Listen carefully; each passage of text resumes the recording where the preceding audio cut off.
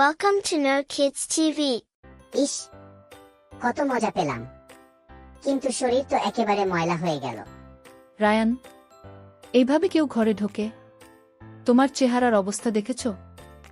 আম্মু, আমি তো শুধু খেলছিলাম। আমার রাজপুত্র তো সবসময় পরিষ্কার পরিচ্ছন্ন থাকে। নবীজি বলেছেন পরিচ্ছন্নতা ঈমানের অঙ্গ। ও আচ্ছা, তাহলে এখনই আমি গোসল করতে যাচ্ছি ইনশাআল্লাহ। আহা, এখন তো দেখতে একদম নবীজির উম্মতের মতো লাগছে। রায়ান, জানো, নবীজি দিনে কয়েকবার মিসওয়াক করতেন।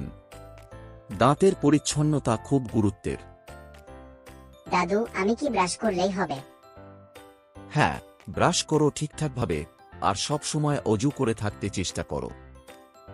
ভাইয়া, আমার হাত ধুতে মন চায় না। আয়েশা, হাত না ধুলে জীবাণু পেটের মধ্যে দুষ্টুমি করে। ওমা, তাহলে আমি এখনই সাবান দিয়ে ধুয়ে ফেলি। আল্লাহ আমাকে সবসময় পরিষ্কার রাখার তৌফিক দিন, যেন আপনি খুশি হন। পরিচ্ছন্ন সন্তান মানেই আল্লাহর প্রিয় বান্দা। তাই তো, পরিচ্ছন্ন থাকবো, দোয়াও করব, আর আল্লাহর প্রিয় হয়ে উঠব ইনশাআল্লাহ।